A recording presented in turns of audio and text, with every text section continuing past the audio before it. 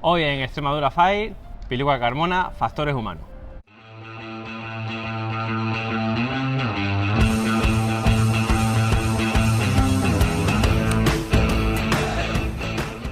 Bienvenidos a este nuevo vídeo de Extremadura Fire. Hoy os traigo uno de los temas más interesantes que a mí por lo menos me ha parecido desde que empecé, sin saberlo, desde que empecé en este trabajo. Veía que era de lo más necesario para nuestro colectivo, nuestra gente. Hoy tengo a Piluca Carmona, que entre otras cosas, licenciada en psicología, experta en crisis de seguridad, facilitadora en CRM, factores humanos de aviación, integrante del grupo de intervención psicológica de emergencias y desastres, docente en técnica de gestión del estrés, instructora de SEILA, docente de liderazgo y gestión de equipos de emergencia. Pero bueno, muchas cosas. Bienvenida. ¿Quién es Piluca Carmona? Para quien no te conoce. Bueno, pues soy licenciada en psicología, llevo trabajando en el ámbito de las emergencias pues aproximadamente como 6 años, de manera pues un poco entre autodidacta y a fuerza de formación y lo que nos pasa a todos, ¿no? A fuerza de hacer cursos y bueno, y encaminándome a este área, y la verdad que después de trabajar muchísimos años en administración pública, no me queda más remedio que dar el salto y trabajar por mi cuenta y dedicarme a estas cosas. ¿No te queda más remedio? ¿Sentiste la necesidad de...? No, bueno, los contratos se acaban, tú sabes, ¿no? Y cosas empiezan y terminan. Es una buena lección saber eso. No es la primera vez y nunca me he parado, y la verdad que siempre he seguido invirtiendo un poco en temas de formación, que es lo que al final te da un poco la salida para todo esto, ¿no? Sí, la formación. Bueno, la formación es muy importante, aunque personalmente para mí quizás más importante es la experiencia, pero vivimos en un país en el que es necesaria la formación y la acreditación. Sí, que es, por supuesto. En eso será lo que más nos gusta, lo que menos nos gusta, pero en definitiva un título son las bisagras de tu vida. Lo que te permite acceder a determinados sitios y determinados puestos, nos guste o no nos guste, ¿no?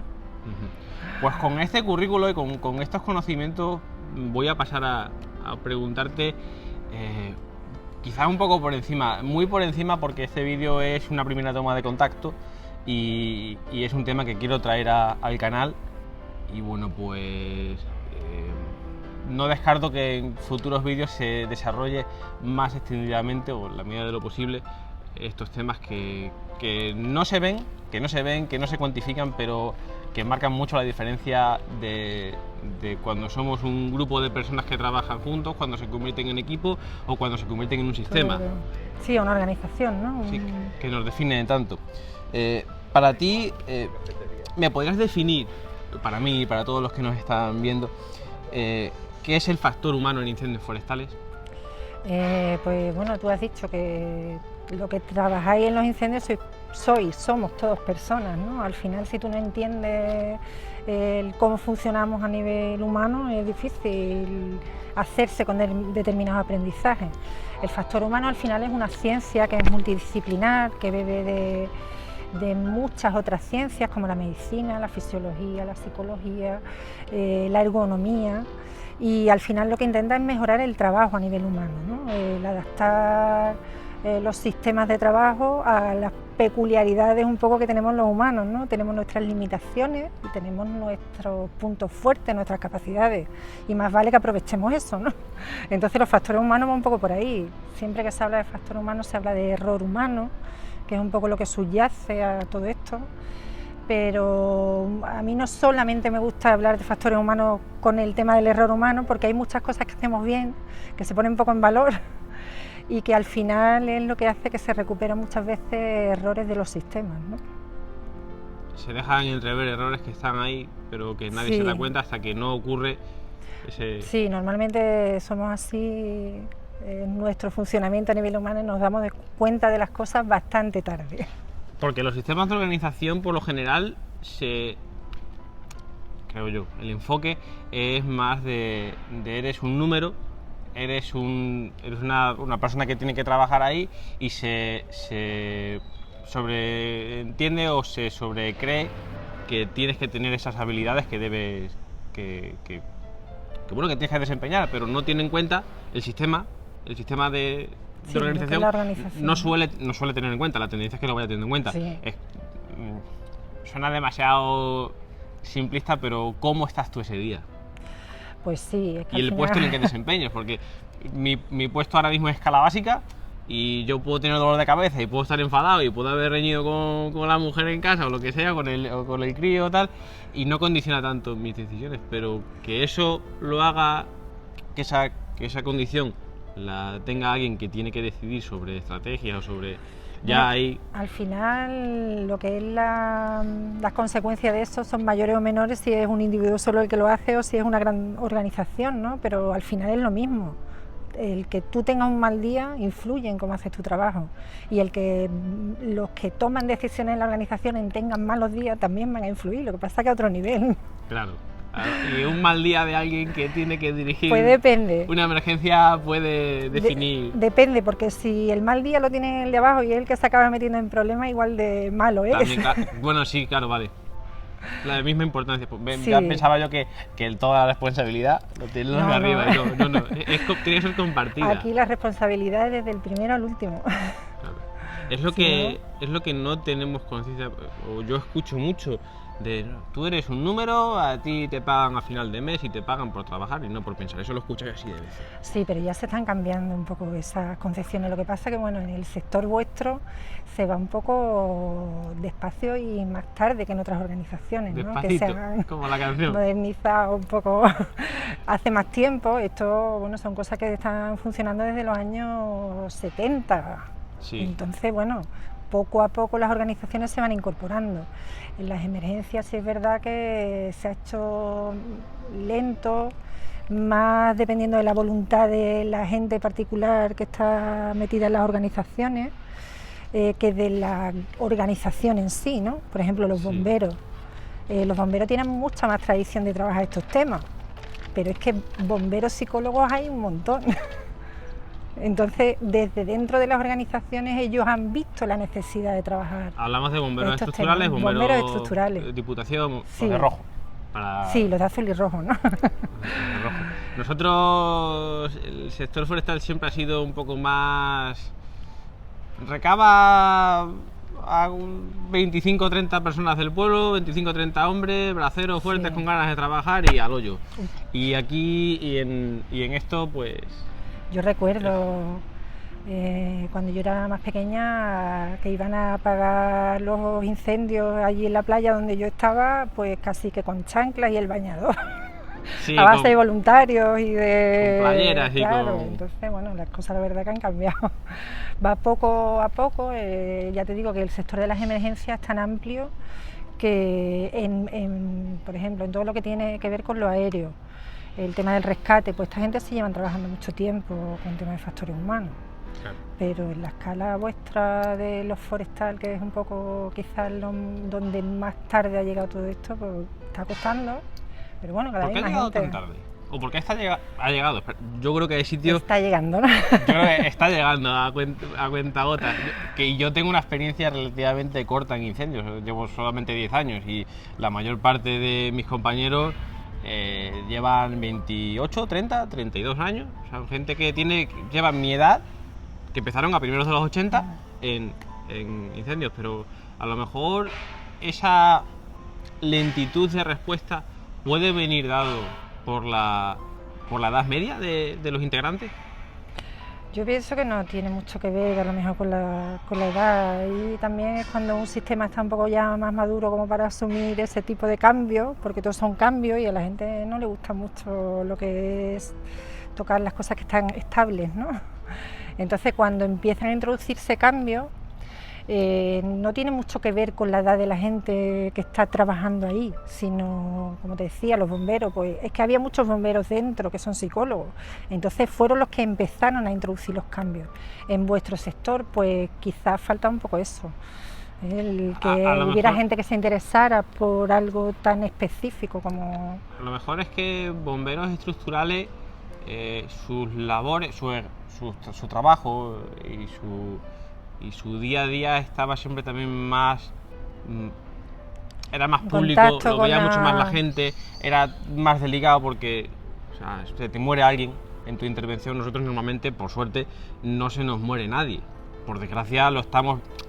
En general, Sí, en general no hay tanto en principio no hay tanto peligro para la vida humana, que luego a efectos prácticos ves tú que todos los años tenemos que despedir a gente, todos los años se nos van pilotos, se nos van conductores de autobombas, se nos van bomberos, se nos van bomberos forestales, se nos va gente, y eso es algo que por desgracia tenemos, o sea, es lo que marca la pauta, el punto de inflexión que nos lleva a eso. Ahora que comentas eso, cuando se empieza a trabajar todo el tema, la parte que yo traigo de psicología de emergencia, en este tipo de profesiones se empieza precisamente trabajando con eso, con ese ámbito, ¿no? Con qué pasa cuando hay un accidente, un incidente y el personal está afectado. Al principio solamente se fijaba uno en las víctimas, ¿no? Sí, el máximo. Pero el que presenciaba y trataba de ayudar en ese tipo de circunstancias se le olvidaba. Sí. Cada vez más se ha empezado a intervenir con los intervinientes de las emergencias, porque necesitan también cuidarse, porque si ellos no son capaces de cuidarse, no son capaces de prestar un buen servicio tampoco. Cambia mucho tu percepción de la realidad. En todos los cacharritos que utilizamos existe un término que se denomina deriva.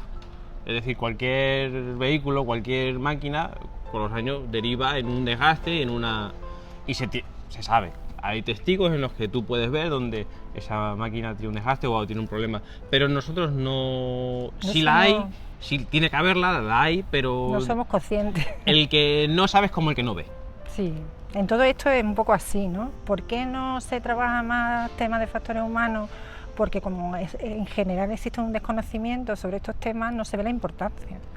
En cuanto tú empiezas a ver que desde factores humanos se trabaja comunicación, gestión de estrés, trabajo en equipo, liderazgo, empiezas a ver la necesidad de tener eso en tu trabajo. Si tú no sabes en qué consiste eso, ni siquiera que eso existe, difícilmente puedes incorporar ese tipo de prácticas, ¿no? Entonces hay pocos psicólogos todavía también trabajando en este área, ¿no? Recuerdo hablar con compañeros directores técnicos de extinción que alguna vez han hablado, y con pilotos, la última conversación fue hace muy poquito, de lo aislado que se ven o lo incomprendido que sienten que están cuando todo lo que están por debajo son demandantes de información y como que exigen una respuesta que no tiene la capacidad de ponerse en el lugar del que está por encima. Dice, a ver, si es que yo sé que tú puedes estar mejor o peor, pero es que tengo a 7 más como tú. Sí, lo que hablabas del tema de tengo que priorizar. La responsabilidad y se siente solo quien está ahí arriba. Sobre el tema de seguridad, sí. Normalmente las posiciones de liderazgo, no en todos los casos, pero a veces son muy desagradecidas. Sí. Porque te exige mucho la responsabilidad, pero da poco juego luego en cuanto a satisfacciones, ¿no? Pero es así, alguien tiene que tener la responsabilidad sobre las tareas que se hacen, y si trabajamos en equipo siempre tiene que haber un responsable, ¿no?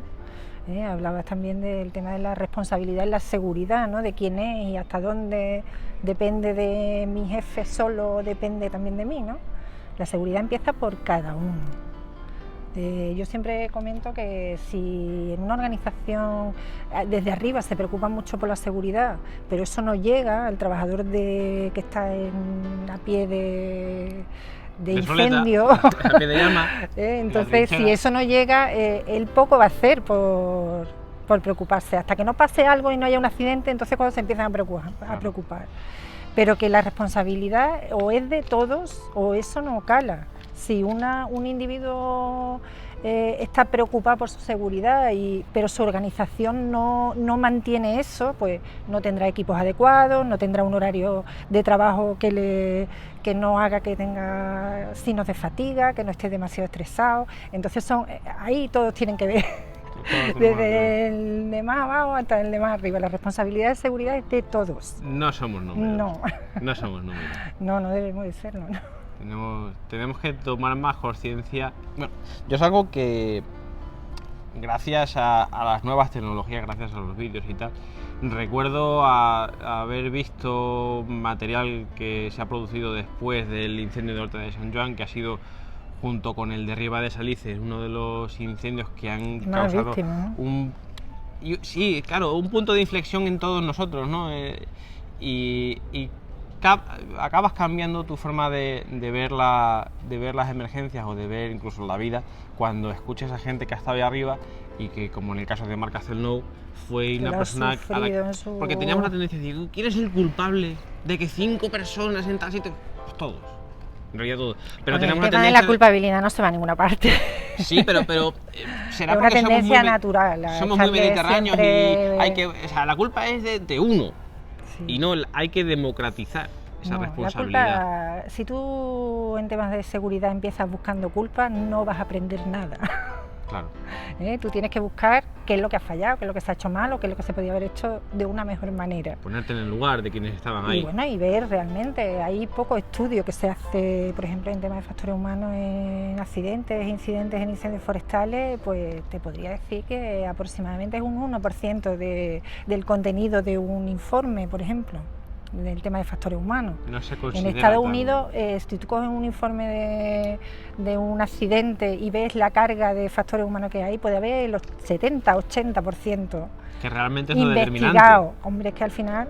Porque a mí una de las cosas que más aprendí, en una época de mi vida estuve muy desencantado con incendios forestales, fue un suspenso, me volví loco estudiando, en fin, y luego por 2 décimas no, en un examen que era muy determinante para mí en ese momento, no saqué y decidí meterme a TMA, a mecánico técnico de mantenimiento de aeronave. Y empecé a ver los vídeos del Mayday, que explicaba paso por paso cómo las investigaciones, ¿no? Llega un accidente, el accidente que se produce en 10 segundos.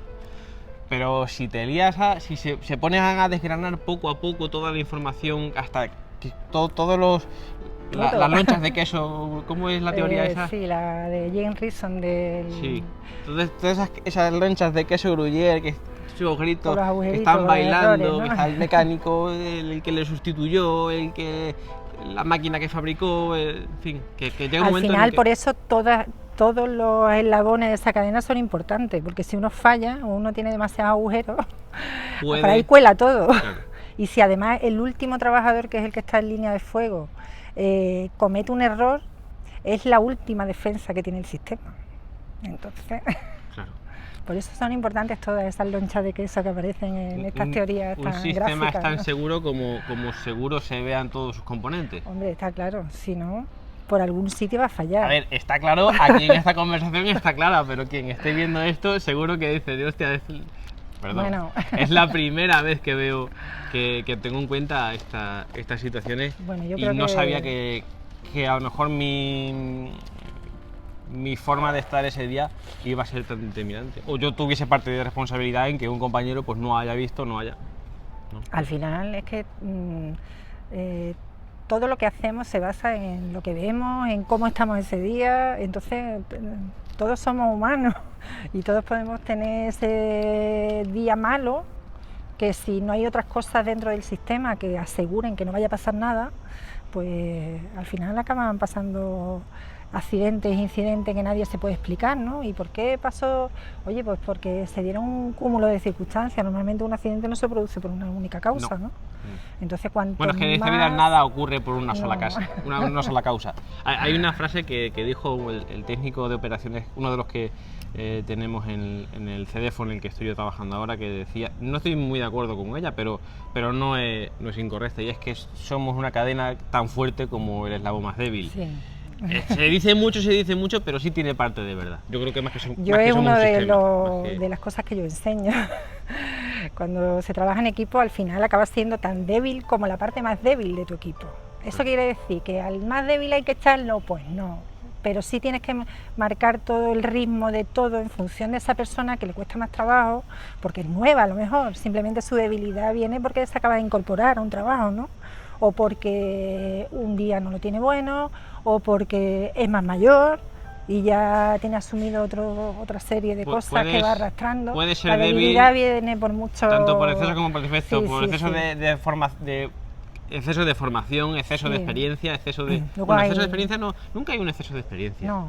pero sí que hay a lo mejor una experiencia malentendida.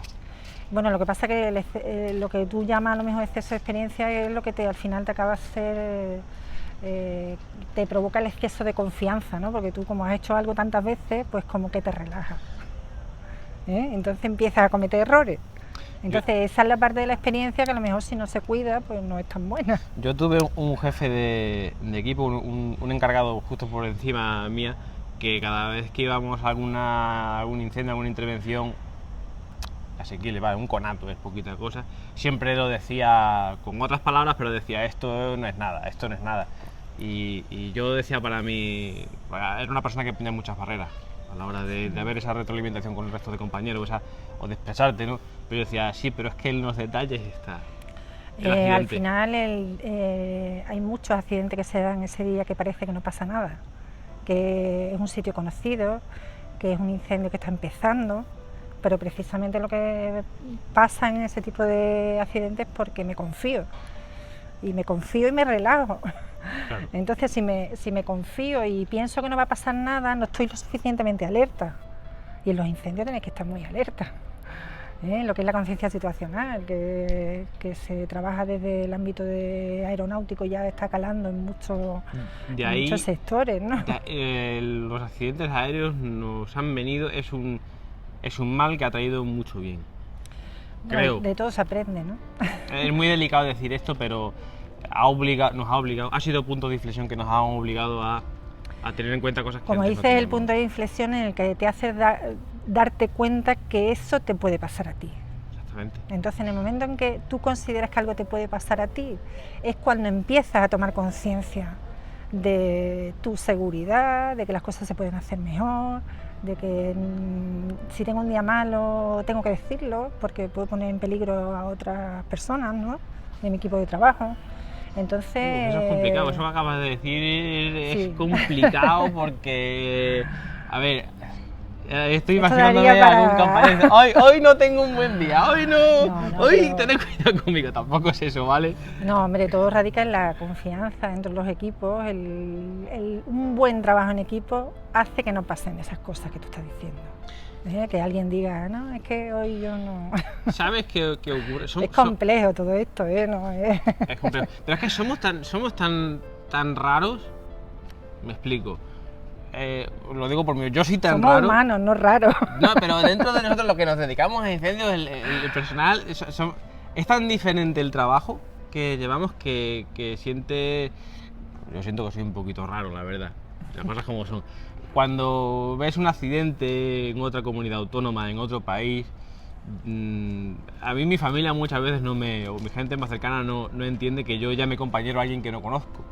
Vale, no es que sea un compañero de trabajo, de día a día, no es lo mismo que dos oficinistas de... Sí, pero Pero ¿cómo tú, lo sientes o sea, tú? tú lo sientes porque dices, es que ese tipo de aeronave que se ha estrellado, yo he volado en ella, o en un tipo igual. Es que la ropa que llevaba ese tipo y el sitio en el que se encontraba es muy parecido al que yo me he encontrado, me estoy encontrando, me voy a encontrar. Pero porque Entonces tú te sientas identificas, entonces ahí empiezas tú a lo que es la empatía, ¿no? Si yo me identifico con alguien, soy capaz de ponerme en el lugar de alguien, empiezo a sentir lo que esa persona siente como parte de mis propios sentimientos, ¿no? Hay gente que eso no entiende. ¿Cómo puedes llamar compañero aquí?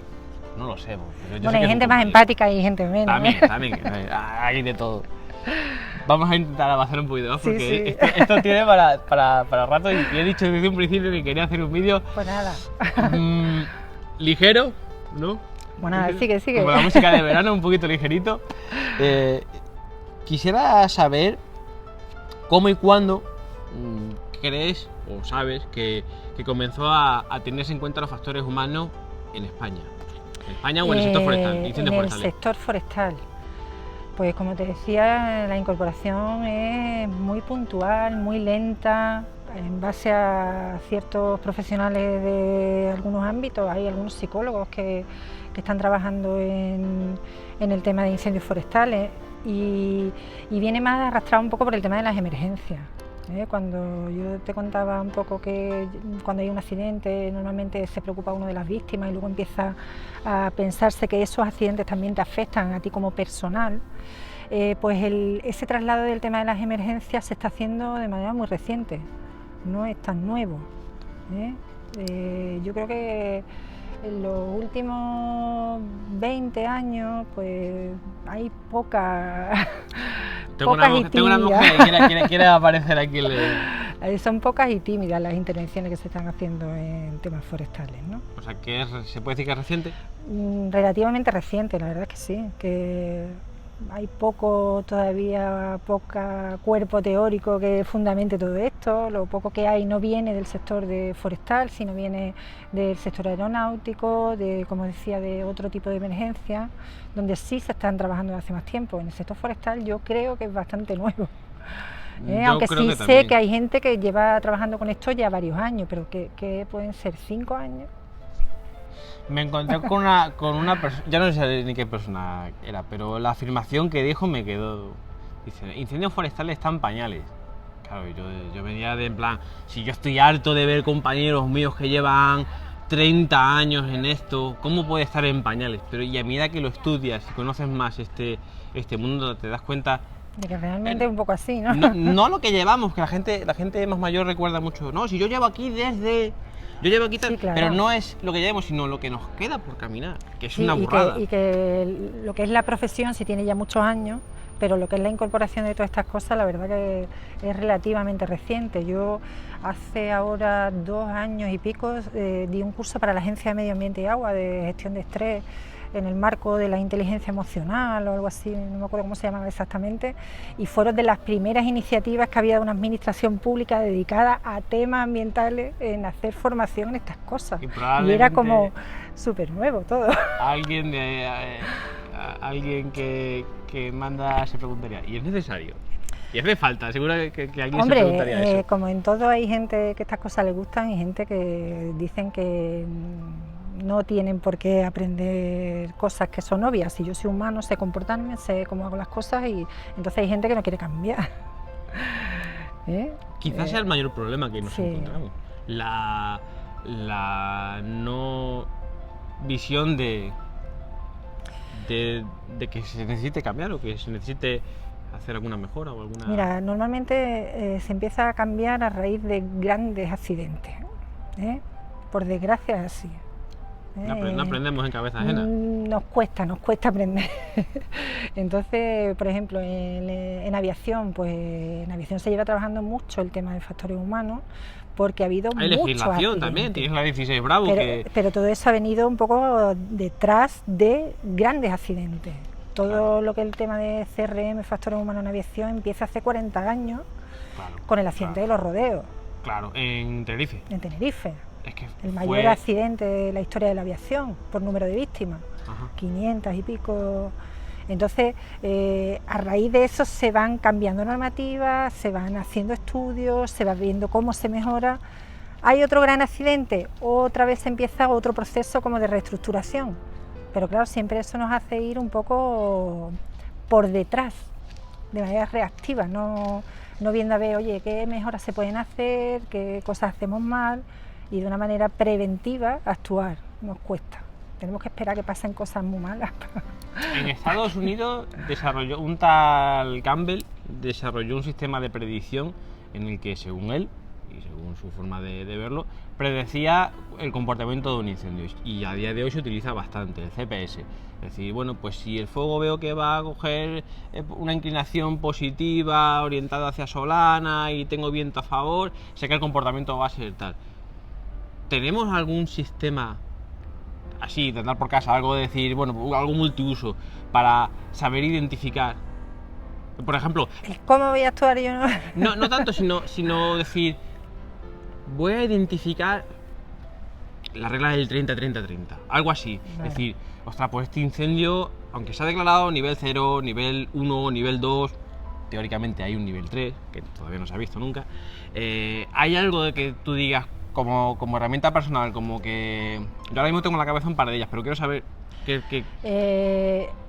Yo siempre digo que si yo sé cómo estoy ese día, o sea, si hago un poco de autoconocimiento y yo me levanto por la mañana y antes de irme a mi trabajo digo, yo hoy cómo estoy, me encuentro bien físicamente, me encuentro bien emocionalmente, estoy cansado, ya tengo ahí una herramienta que me va a permitir estar alerta.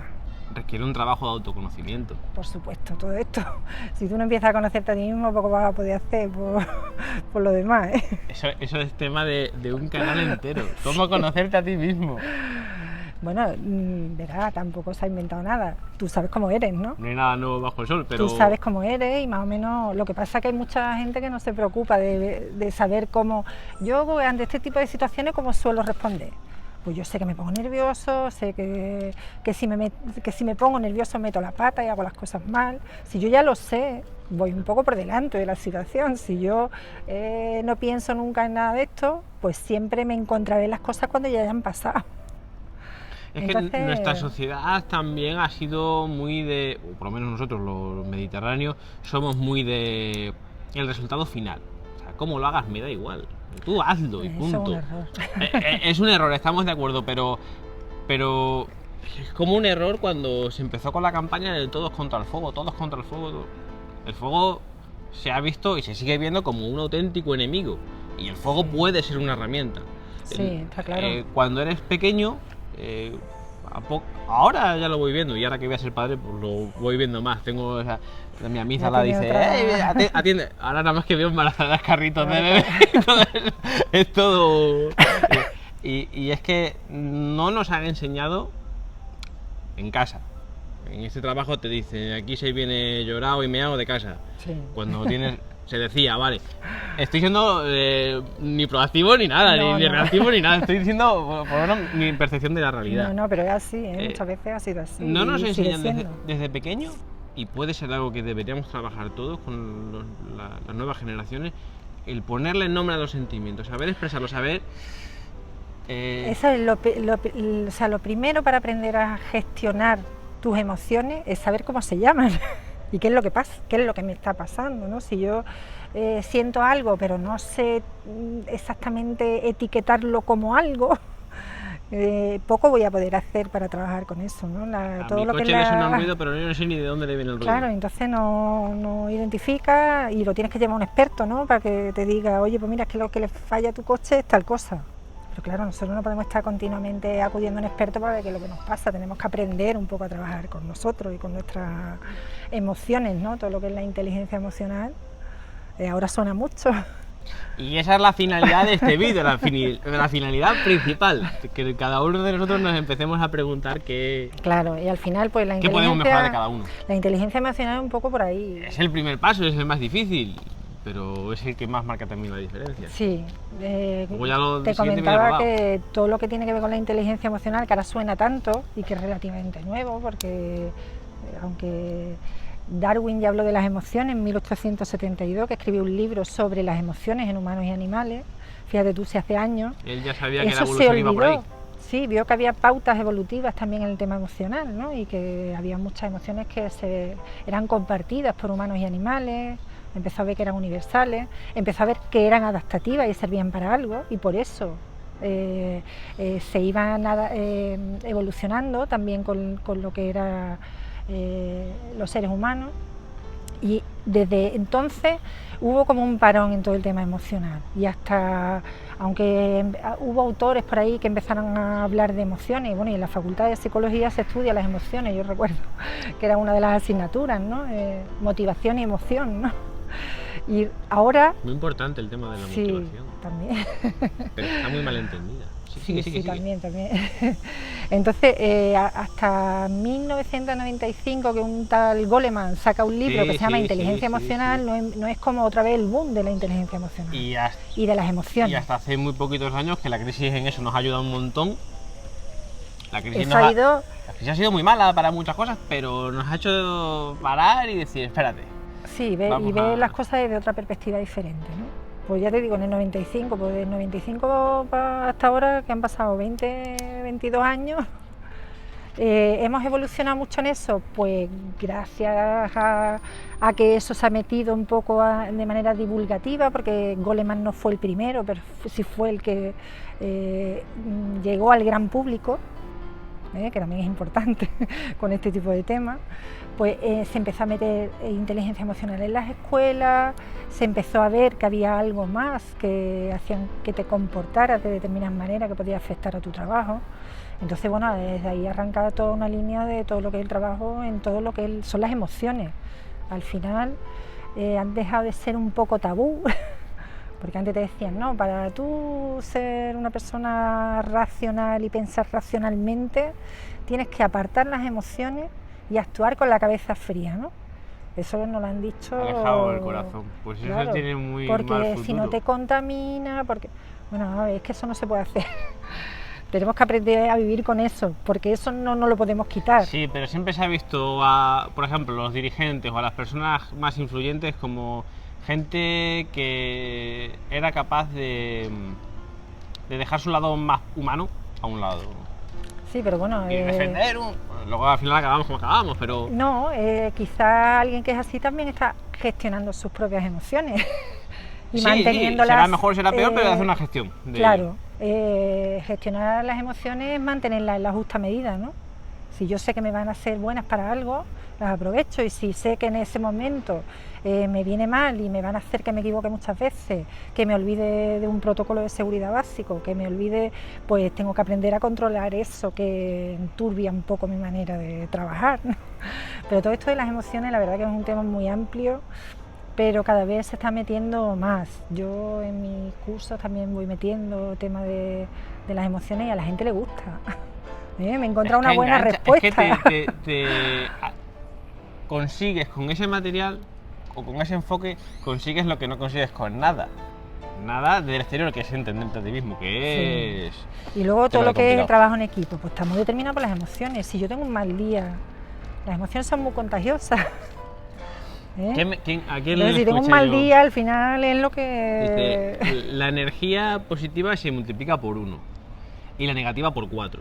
¿Cuántas veces nos ha pasado que llegas al trabajo, llegas tú feliz, la gente, hay buen ambiente, y llega uno y ya... Hostia, qué mal está todo, qué mal no sé qué, y ya al final acaba el día y tú dices, parece que he escuchado la peor radio que hay en... Pero gestionar las emociones y gestionar todo eso, bueno, las emociones al final son estados de ánimo, que es un poco como un mar de fondo emocional, que es lo que tenemos, que es lo que nos hace comportarnos como nos comportamos, ¿no?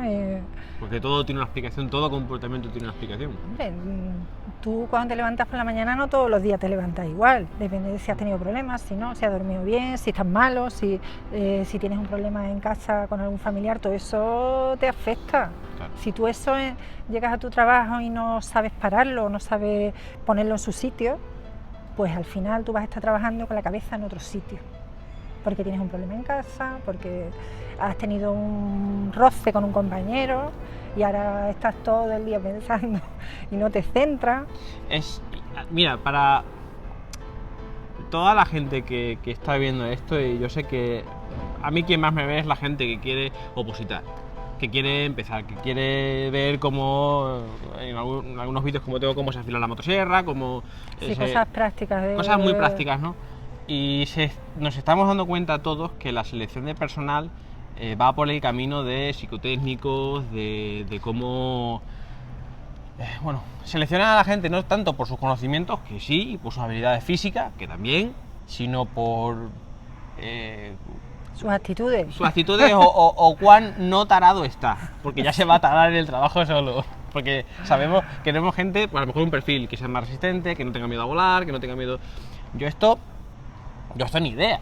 Cuando cogí plaza, que ha sido hace muy poquito, ha sido ahora el 5 de junio, que es cuando firmé plaza en Sevilla, aquí en Sevilla, pues me tuve que enfrentar a un proceso de psicotécnicos que tiré de mano de una amiga, de Elena, y claro, con ella vía telefónica estuve preparando estos psicotécnicos.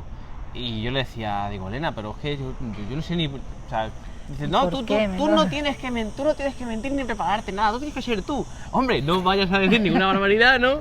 Pero y con ella lo estuve entrenando y me vino... Está bien, eso... Y me vino genial. Un saludo a Elena, muchas gracias. La verdad que sin ella, pues...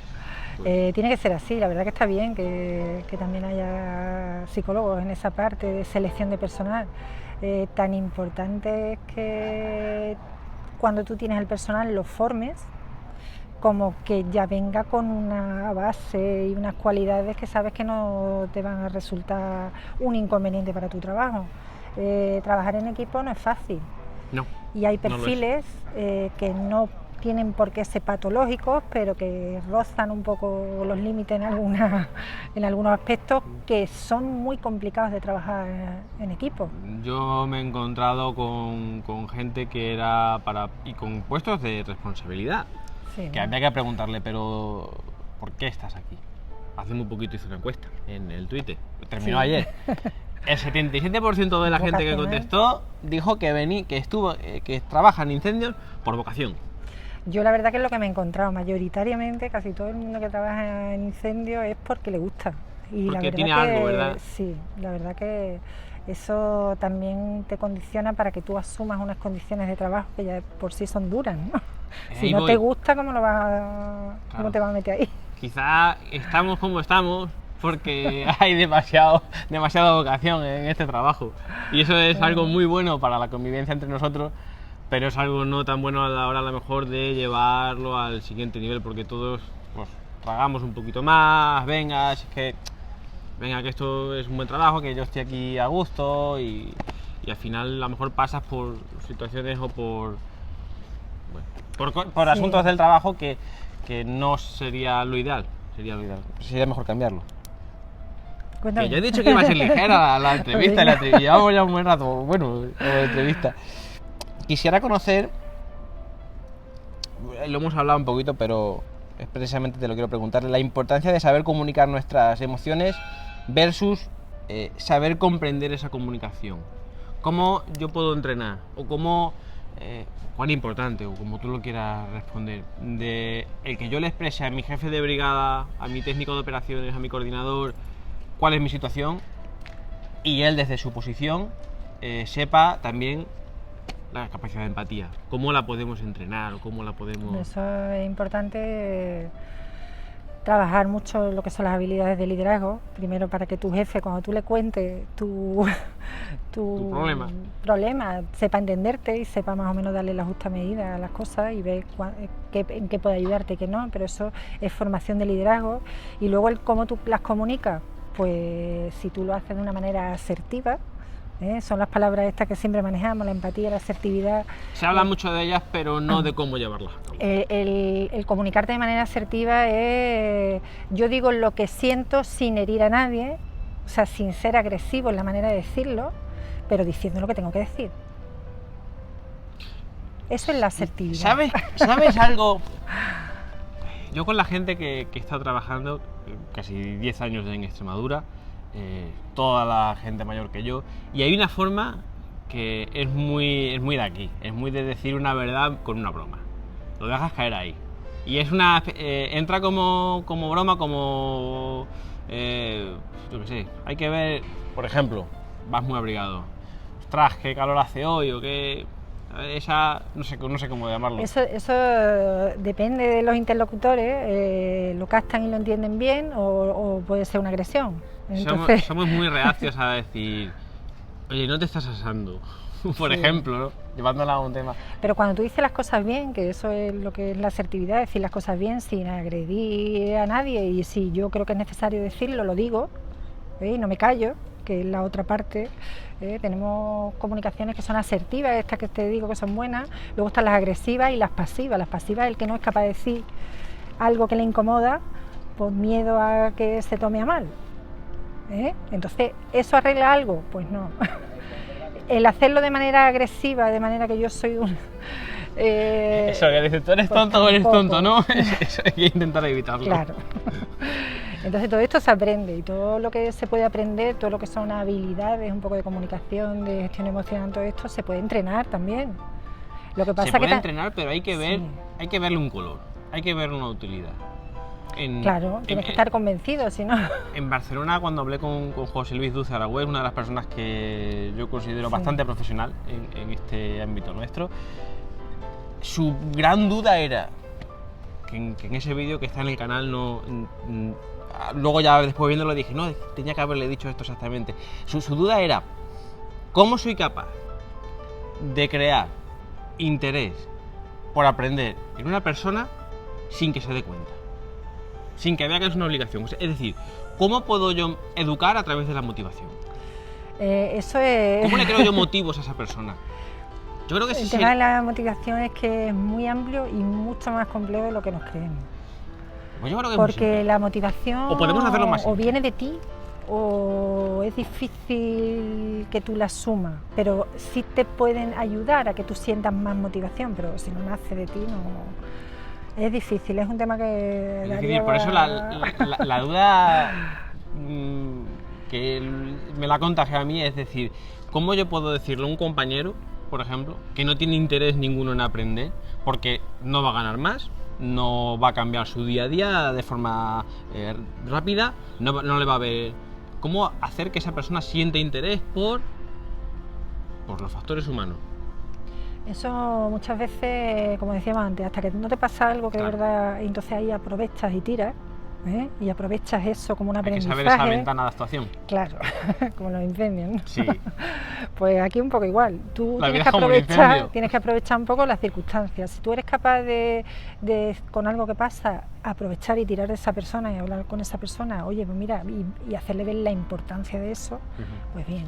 Pero como te decía, aquí también nos movemos un poco por comodidad. Si los cambios no nos gustan, como humanos no nos gusta cambiar, estamos muy acomodados, porque nos cuesta mucho trabajo, porque todo lo nuevo supone aprendizaje nuevo, esfuerzo, gasto de energía. Entonces somos un organismo que lo que hace es que Domingo muchas veces me dice que es que somos vagos, un organismo vago, y yo digo que es que no es que seamos vagos, es que rentabilizamos la energía que tenemos, que es poquita. Entonces, si yo tengo que asumir cambios constantemente, me tengo que enfrentar constantemente a cosas nuevas y eso no es cómodo. Claro. Entonces, lo que tenemos que entender también es que si yo sigo haciendo las cosas siempre de la misma manera, siempre voy a tener los mismos resultados. No quiero ahora milagros.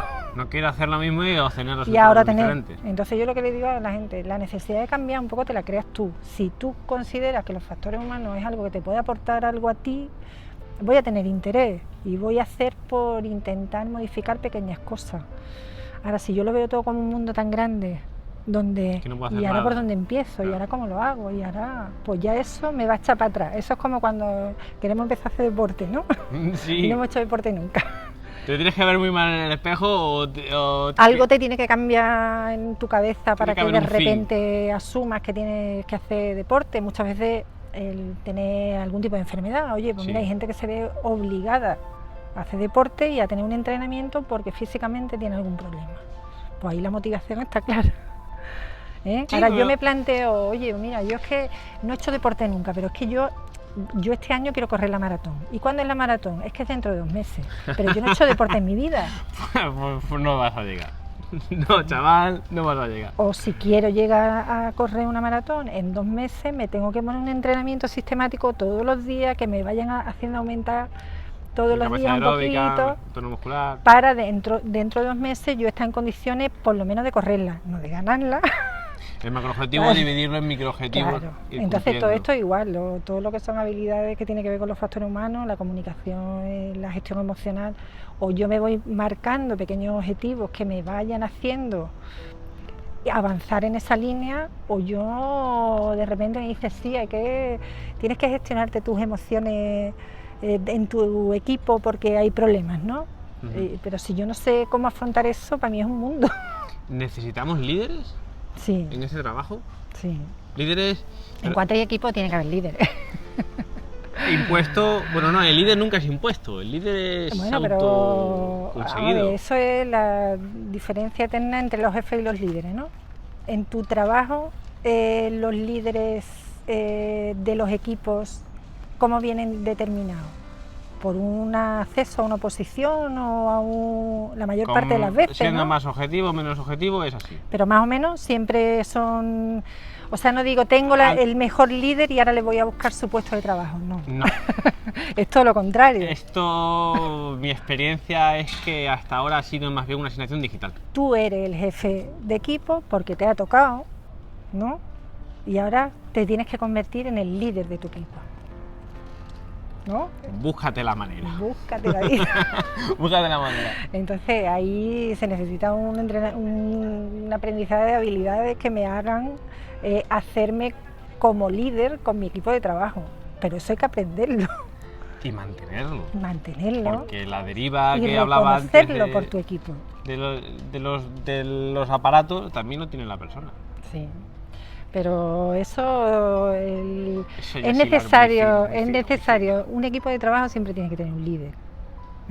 Sea jefe o no sea jefe, pero tiene que haber un líder en el grupo. Jefe va a haber. Jefe va a haber. En un superior va a tener siempre. Entonces más te vale que el jefe se convierta en líder y se aproveche muchas veces. Oye, en todos los equipos sabemos que hay figuras, los líderes informales que surgen solos, que son gente que es bueno en algo y destaca dentro de un equipo. Que ese es en el que el jefe de vez en cuando se acerca y dice, ¿tú cómo lo ves? Claro, eso es una buena actitud del jefe que tú dices en este caso, es una actitud de liderazgo. Tú ven para acá, tú que eres el bueno, a este lo tengo que tener al lado, este tiene que ser mi mano derecha, mi mano izquierda, y aprovechar lo que yo no soy capaz de hacer para hacerlo a través de alguien que por sus cualidades naturales es un líder natural a lo mejor dentro del equipo. Entonces, bueno, eso es que da también para... Yo trabajo mucho con esto en mis cursos y esto da para cursos enteros. Claro, forma parte de las preguntas, pero llegaremos a ello. Autogestionarnos emocionalmente es una responsabilidad individual. Estamos de acuerdo. Sí. Estamos de acuerdo en ello. Entrenar la gestión de emociones dentro del equipo, sistema de trabajo y en la vida privada. A la hora de entrenarnos, bueno, pues, ¿cómo podríamos entrenarnos? Habiendo una motivación, pero, por ejemplo, soy jefe de una brigada. Tú que me estás viendo y me estás escuchando con las orejas abiertas. Quiero aprender a ser un líder. ¿Se puede aprender? Sí, porque son habilidades y todo lo que son habilidades se aprenden, pero tengo que sistematizar ese aprendizaje. O sea, yo no puedo decir, yo quiero ser líder y ahora sentarme a ver qué es lo que me llega. No, me tengo que buscar una formación, hacer un autoanálisis para ver, oye, yo como líder, ¿qué debilidades tengo? ¿Qué es lo que necesito aprender? Oye, pues mira, yo tengo un problema verdaderamente con la comunicación con mi equipo. Oye, pues mira, me centro en cómo comunicarme mejor. Sé mucho de incendios, pero no sé mandar a la gente. No sé mandar, o resulta que es que tengo un conflicto dentro de mi equipo, no sé cómo abordarlo. Todo eso es irte cada vez a lo más concreto y, como te decía, un entrenamiento.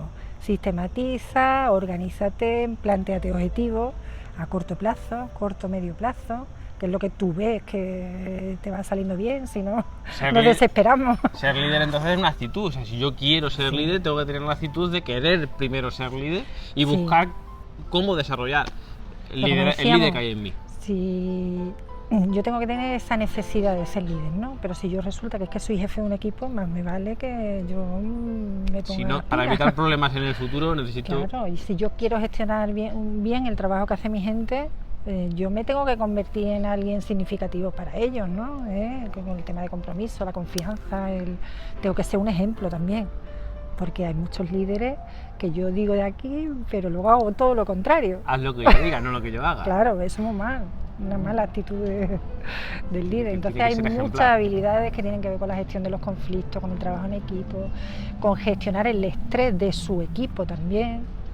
Antes que hablamos de las responsabilidades de la seguridad, también es responsabilidad de un líder saber qué hacer con un equipo que está estresado.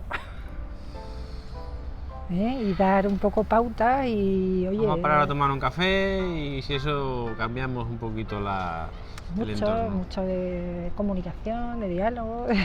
Un par de bromas, soltarlas y... Bueno, no está mal, las bromas siempre vienen bien. Las bromas, todo lo que es el humor es una herramienta que sirve para que el estrés se diluya. Recuerdo uno de los... Yo es que soy muy de vídeo, soy muy kinestésico, soy muy de percibir, de realidad, no tanto de libro, aunque me ha tocado tirar mucho tiempo con libros, pero recuerdo que había un documental, creo que se llamaba ¿Por qué se estrellan los aviones?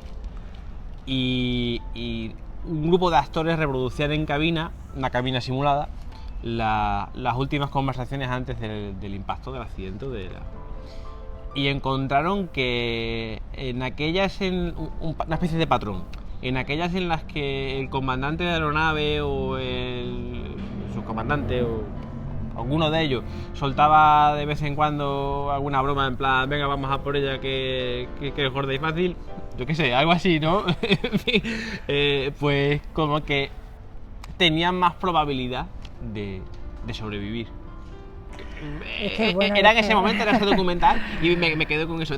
¿Hay algo de verdad en ello? Hay muchas cosas que tienen que ver con lo que son las Un comentario actitudes. positivo, una risa te condiciona a ser Sí. más efectivo en tu trabajo, más seguro. Bueno, todo eso tiene que ver mucho con lo que es el tema de la resiliencia, con la supervivencia en situaciones límite. Hay muchas habilidades. Esa sí que está de moda, esa palabra, la resiliencia. Sí, eso. Tengo gente muy cerca que le ha llegado muy dentro. Pues ese tipo de cosas que tú planteas de utilizar algunos tipos de herramientas para... tiene que ver, como te decía, con la resiliencia, pero tiene que ver también con las actitudes de supervivencia que tenemos como especie, ¿no? Entonces hay muchos libros, últimamente he leído un par de ellos que tienen que ver con... Hay uno que se llama Supervivencia, quién vive, quién muere y por qué. Y son situaciones límite de accidentes, de naufragios, de situaciones yo que no conocías ni tú. catastróficas. Y dice qué tipo de personas son capaces de salir en una situación así, cuáles no. Pues se ha visto que detrás hay un montón de cosas que coinciden. Una actitud positiva de la vida, tiene que ver con un poco con lo que tú dices del humor y todo eso. Sacarle el lado positivo a todo. Es un factor que te ayuda en ese tipo de situaciones. Cómo es también de resistente a las situaciones estresantes, cómo es de tolerante a los cambios y cómo de flexible. Todo eso también se puede aprender, ¿no? O sea, el líder nace o se hace, las dos cosas. Puede nacer y puede hacerse. Yo siempre digo que hay que aprovechar a los líderes que nacen, pero como hay pocos en posiciones de liderazgo, hay que hacerlo. Y se hace enseñándole habilidades, que son las que al final fundamentan lo que es el trabajo de un líder. Si no, en la mayor parte de las organizaciones, ¿tú crees que hay tantos líderes que nacen como para puestos de responsabilidad en organizaciones? Ni de lejos. Tajantemente no. Entonces habrá que hacer un esfuerzo por... Y sé que me traerá muchos enemigos, pero yo creo que hay demasiada gente en puestos que no... A ver cómo será asertivo para decir esto. Difícil. Hay demasiada gente en demasiados puestos que, en fin, no están hechos para ello. Sí, pero es así.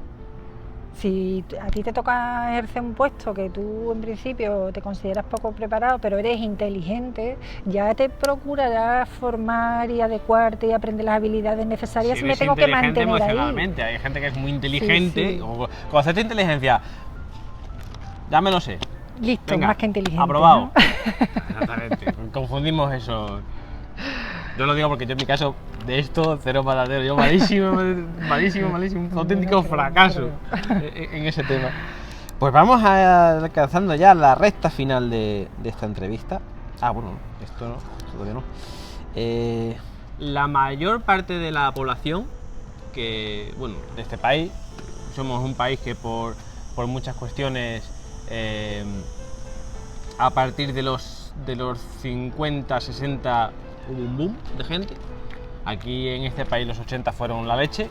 Yo era demasiado pequeño para siquiera acordarme. Y todo eso tiene la explicación de que a mí en los 90 pues ya me explicaban lo de la pirámide poblacional. Ya se veía ahí que en los 50, 60 hubo una mejora de vida en este país, un aumento en alimentación, en dinero, en la renta per cápita, todo esto, y nos dio a un montón de gente. Y ese montón de gente que empezó a ocupar los puestos de los planes Info, planes de incendios forestales de todo este país. Claro, pues son gente que los 90 y los primeros los 2000 los vivieron fuertes, los vivieron sanos o más jóvenes o vivieron con una perspectiva. Y ahora toda esa gente, lo mismo, estamos viendo que ¿no? se están jubilando y se van a jubilar a la vez. Estos son nuevos retos.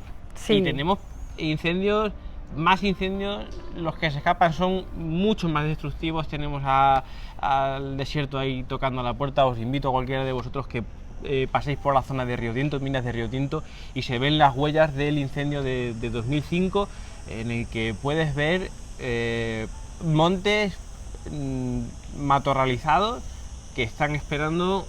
No hay casi ni un árbol, el estrato arbóreo no existe, es una pena, y ves que poco a poco el siguiente incendio será peor, matará a los pocos que quedaron vivos y el desierto está ahí.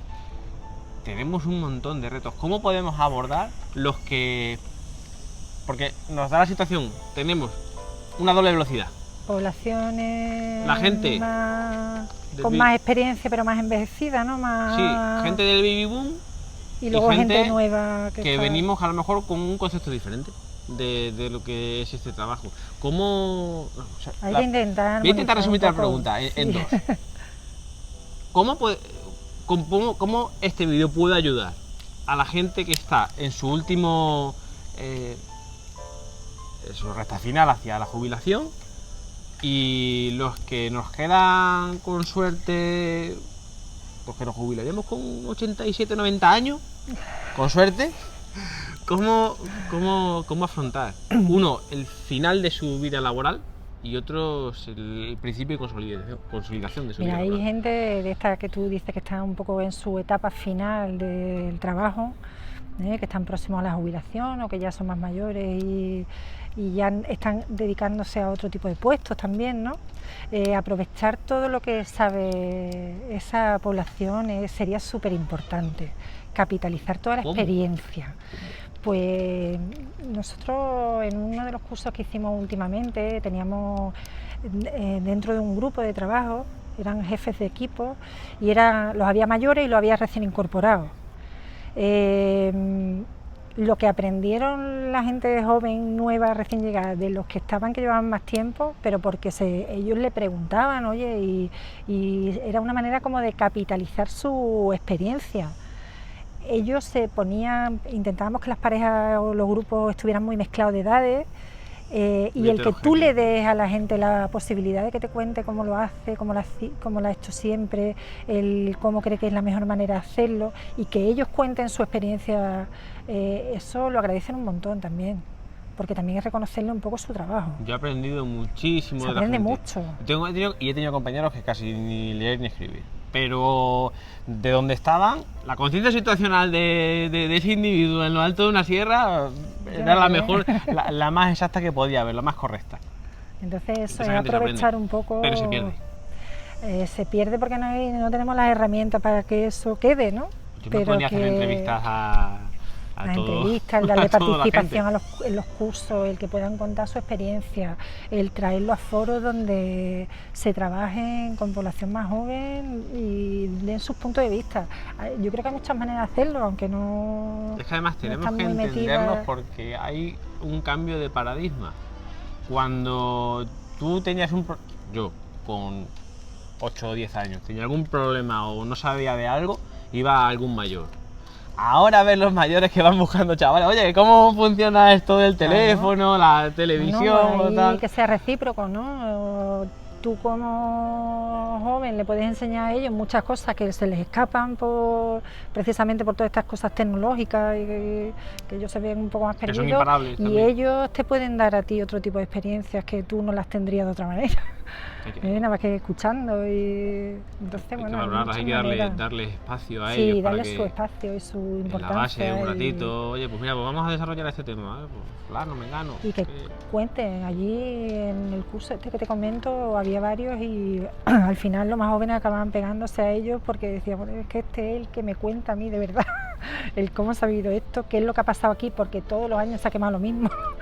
Entonces cosas que se repiten, cosas que por los sitios las conocen mejor, entonces darle un poco su ¿Dónde sitio. puedo ir? Quiero ser la mejor versión de mí mismo, la que mejor empatiza, la más líder. ¿Dónde voy? ¿A quién? ¿Cómo puedo? Libros, formación, sí, cursos, todo, convivencias, ¿cómo? Sí, yo aprendo mucho con todas esas cosas, todos los días. Yo empecé en todo esto yendo a muchas jornadas y observando mucho allí en Seilas. A mí aquello era como un laboratorio. Para mí hubo un antes y un después cuando yo estuve en el curso de Seilas. vi algo que yo no sabía que eso existía ni en Europa. Y entonces, bueno, yo leo mucho, investigo mucho, veo muchos vídeos, voy a muchos cursos, voy a jornadas donde se hablan de lo último. Entonces eso te hace estar un poco al día. Si tú te quedas en tu casa y te encierras, no aprendes nada. Bueno, ahora con internet todavía. Ahora con internet, pues, para eso se hace vídeos también, para intentar hacer como de repetidor. Porque yo sé muy poco de nada, pero me gusta juntarme con gente que sabe mucho de algunas cosas. Claro, de algunas cosas, de todo se aprende. Pues entiendo que es un trabajo de... es un proyecto de vida. El ser un profesional de algo va asociado a ser tu proyecto de vida. Sí, al final si queremos ser buenos en algo y nos empeñamos. Práctica y teoría aprender y leer, ver muchos vídeos. Y acabo de reventar el boli, cosa del directo, pero bueno, me apañaré con... Nada. Bueno, pues quería preguntarte sobre el salto generacional. Yo creo que muchas veces ves recelo en la gente mayor porque dice, ya vienen los fuertecitos estos, que toman batidos de proteínas y que saben 20 libros, pero luego a la hora de enrollar una manguera ni idea. Y hay como una fricción. Tú los tratas con respeto y le das su sitio y le pones en valor cosas que ellos saben, los tienes al lado. Creo que vamos a tener una fábrica de líderes, porque una de dos, o eres así con tu brigada, yo en mi caso en mi brigada la edad media son 50 años, yo tengo ahora 33 y tienes que ser así. Yo creo que va a haber una fábrica de líderes de aquí a futuro. Sí. La exigencia en el sector forestal va a ser enorme, pero creo que hay cantera. Se está produciendo cantera. Sí, la verdad que son dos cosas, el estrés postraumático y la resiliencia, que hemos hablado un poquito de ella. Pues el estrés, bueno, es la adaptación un poco de nosotros como personas a nuestro medio, ¿no? Yo tengo una serie de demandas de mi medio y yo tengo una serie de habilidades para responder a esas demandas. Si yo no soy capaz de dar respuesta a esas demandas, me estreso, ¿no? O sea, cuando las demandas superan lo que yo soy capaz de hacer, es cuando surge el estrés. Entonces, tipos de estrés hay muchos. Tú hablas en concreto del estrés postraumático. Si el estrés ha costado trabajo que se meta dentro del sector de emergencia a trabajar con intervinientes, si el estrés en general ha costado trabajo, el estrés postraumático está costando todavía más. Porque no se ve que la gente ante un accidente o la muerte de un compañero lo pase mal. ¿Qué se considera normal y qué no se considera normal? ¿Qué es estrés postraumático y qué no lo es? Hay un estrés que surge, por ejemplo, hay un accidente, ¿no? Y resulta que fallece un compañero. El estrés que se produce en ese momento, que es por ese incidente crítico, es un estrés agudo. Dura el rato que dura lo que es la situación, ¿no? Luego hay una serie de síntomas que aparecen de manera un poco más retardada. No puedo dormir, no me encuentro bien, estoy cansado, no sé responder bien a las preguntas que me hacen, no me comunico bien, tengo problemas de que empiezo a tener flashbacks de lo que ha pasado, no soy capaz de... El alcohol, el tabaco, todo ese tipo de cosas son normales, que en las primeras 48 horas, por ejemplo, desde que hay un suceso, son muy normales que se produzcan. Hasta un mes se considera normal todo ese tipo de respuestas, que me levanto un día llorando, que no me concentre, que mis relaciones sociales empeoren, que tenga esos flashbacks, mis hábitos alimentarios y de sueño se varían. Todo eso hasta un mes es normal. Normalmente la gente se recupera sin necesidad de nada, siempre que los primeros momentos no hayan sido excesivamente traumáticos para ella. ¿Qué pasa cuando se considera estrés postraumático? Pues cuando yo llevo más de un mes y los síntomas siguen persistiendo. Entonces, si yo sigo desde que ocurrió el accidente y han pasado 2 meses y yo todavía tengo pesadillas, tengo problemas digestivos, me levanto y lo paso mal, lo tengo continuamente en la cabeza, ya eso no es normal. Es un proceso en el que tenemos, entonces eso sí empieza a considerarse estrés postraumático a partir del mes o así, donde hay una serie de síntomas que se repiten. Eso hay que hablar con un profesional para que esos síntomas remitan. ¿Puedes tener un estrés postraumático mucho tiempo después, mucho más de 6 meses? Es decir, ha pasado 1 año, año y medio, 2 años. Sí, eso es patológico ya. Ah, bien, vale. Eso ya, Te estoy eso diciendo ya... que a partir del mes, o sea, lo Bueno, normal es que tú ha en un ocurrido, mes, para 2 ti ha sido meses, normal, tú sigues con tu vida normal, tal, y resulta que 1 año después te encuentras que no tienes ganas. Te encuentras llorando y no sabes ni por qué. bueno, o sea, ahí habría que ver un Eso ya es más profesional que complicado, viera, eso claro, es trabajo. un profesional a ver si eso es, si la causa que hay detrás de eso es aquello que pasó o no. Porque a lo mejor no tiene ningún tipo de... han pasado otro tipo de A lo mejor es circunstancias otra por cosa. medio. A lo mejor tú y tienes en tu otra cabeza historia. que es que se me cayó el niño y realmente es algo que subyace. Normalmente cuando hay un problema de fondo de estos que derivan en estrés postraumático, no pasa eso que tú dices, no me recupero del todo y estoy estupendamente y dentro de 1 año aparece. ¿eh? Luego hay cosas que se consideran normales, por ejemplo, hay un accidente, los accidentes de Horta o cualquier accidente así con víctimas tienen un proceso. O sea, es normal que yo, por ejemplo, recupere mi trabajo normal y ya no tenga síntomas después de 2 o 3 meses, pero a lo mejor llega el aniversario Y revivo. y vuelven a salir otra vez, a aflorar un montón de emociones, pero eso es normal. No se consideraría estrés postraumático a no ser que volvieran otra vez los síntomas con toda su fuerza y normalmente no sucede así. Son procesos normales en los que los aniversarios, eso, en cualquiera que hemos sufrido muerte de personas queridas, los aniversarios son críticos porque es como volver a sacar otra vez, pero también son necesarios.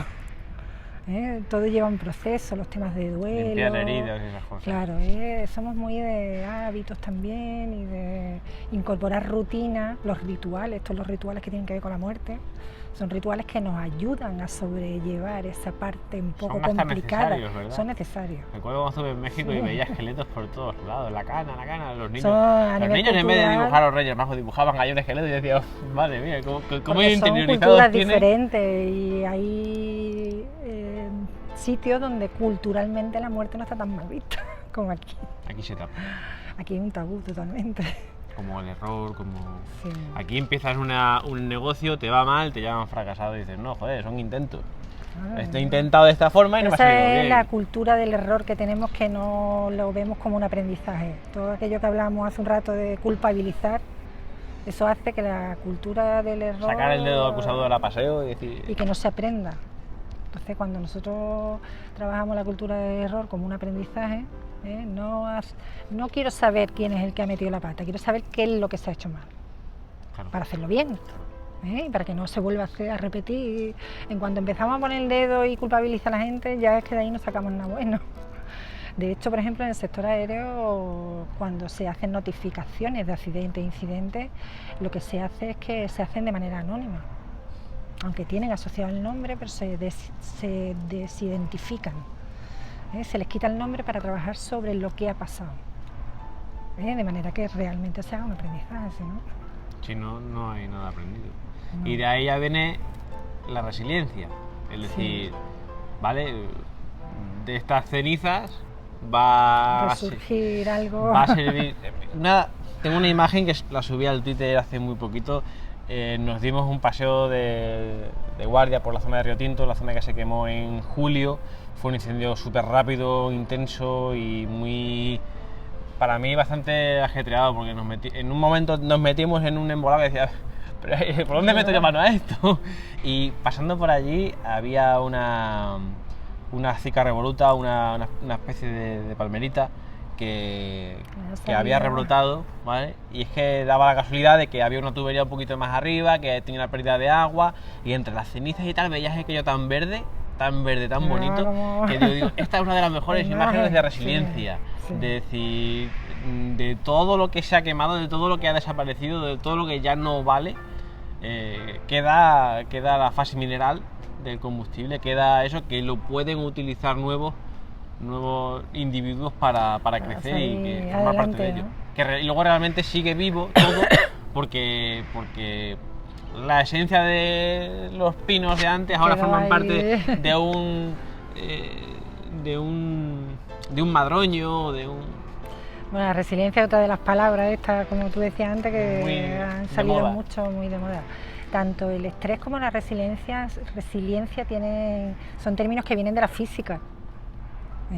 El estrés tenía que ver con la fatiga de los materiales. Puedas deformar algo y vuelva a su situación. Y la resiliencia tiene que ver con esa flexibilidad de ciertos materiales para asumir, por ejemplo, los golpes o el que tú los retuerzas y vuelvan otra vez a su sitio. La resiliencia al final es que tú puedas tener un acontecimiento traumático en tu vida y no solamente que tú seas capaz de superarlo, sino que a ese superarlo lleve un aprendizaje. Tú le saques algo positivo además a eso. Eso es la resiliencia al final. Ahora mismo se habla de resiliencia desde a nivel individual a nivel de comunidades resilientes, organizaciones resilientes, que son aquellas que superan las adversidades y además se fortalecen en ese proceso, ¿no? Está sembrando un poco todo lo que eso, es la ¿verdad? resiliencia. Tiene que ver con eso.